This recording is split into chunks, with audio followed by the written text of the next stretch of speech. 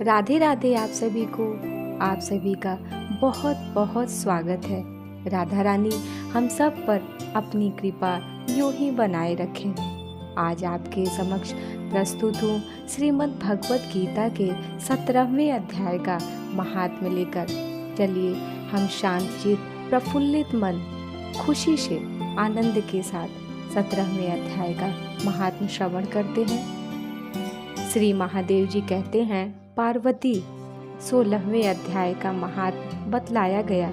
अब 17वें अध्याय की अनंत महिमा श्रवण करो। राजा खड्ग बाहु के पुत्र का दुःशासन नामक एक नौकर था। वह बड़ी खोटी बुद्धि का था। एक बार वह मांडलिक राजकुमारों के साथ बहुत धन की बाजी लगाकर हाथी पर चढ़ा और कुछ ही कदम आगे जाने पर, लोगों के मना करने पर भी वह मूढ़ हाथी के प्रति जोर जोर से कठोर शब्द करने लगा। उसकी आवाज़ सुनकर हाथी क्रोध से अंधा हो गया और दुःशासन पैर फिसल जाने के कारण पृथ्वी पर गिर पड़ा। दुःशासन को गिरकर कुछ उच्छ्वास लेते देख काल के समान निरंकुश हाथी ने क्रोध में भरकर उसे ऊपर फेंक दिया। ऊपर से गिरते ही उसके प्राण निकल गए। इस प्रकार कालवश मृत्यु को प्राप्त होने के बाद उसे हाथी की योनि मिली और सिंघल द्वीप के महाराज के यहाँ उसने अपना बहुत समय व्यतीत किया। सिंघल द्वीप के राजा की महाराज खड्ग बाहु से बड़ी मैत्री थी, अतः उन्होंने जल के मार्ग से उस हाथी को मित्र की प्रसन्नता के लिए भेज दिया। एक दिन राजा ने श्लोक की समस्या पूर्ति से संतुष्ट होकर किसी कवि को पुरस्कार रूप में वह हाथी दे दिया और उन्होंने 100 स्वर्ण मुद्राएं लेकर उसे मालवन नरेश के हाथ बेच दिया।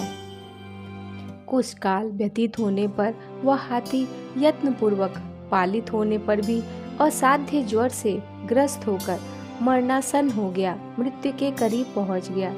हाथीवानों ने जब उसे ऐसी शोचनीय अवस्था में देखा तो राजा के पास जाकर हाथी के हित के लिए शीघ्र ही सारा हाल कह सुनाया।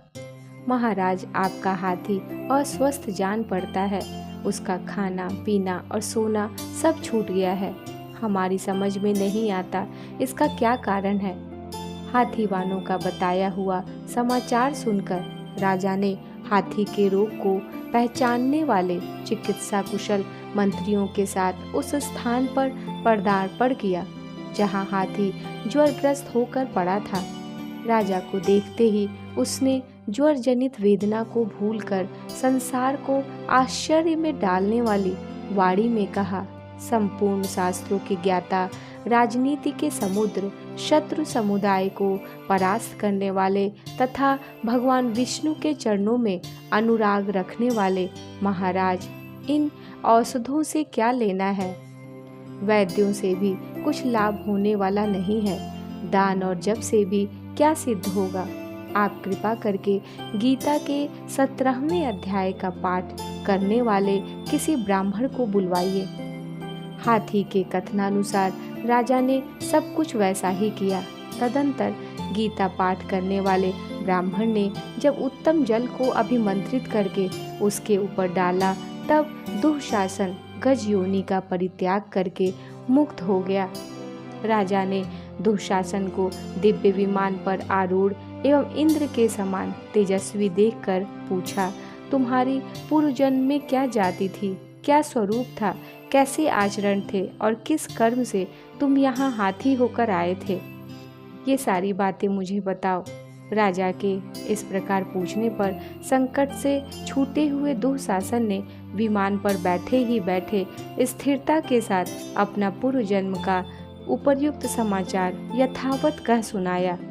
तत्पश्चात नरश्रेष्ठ मालवन नरेश भी गीता के 17वें अध्याय का पाठ करने लगे। इससे थोड़े समय में उनकी मुक्ति हो गई।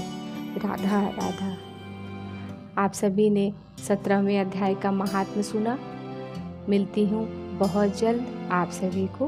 राधा राधा।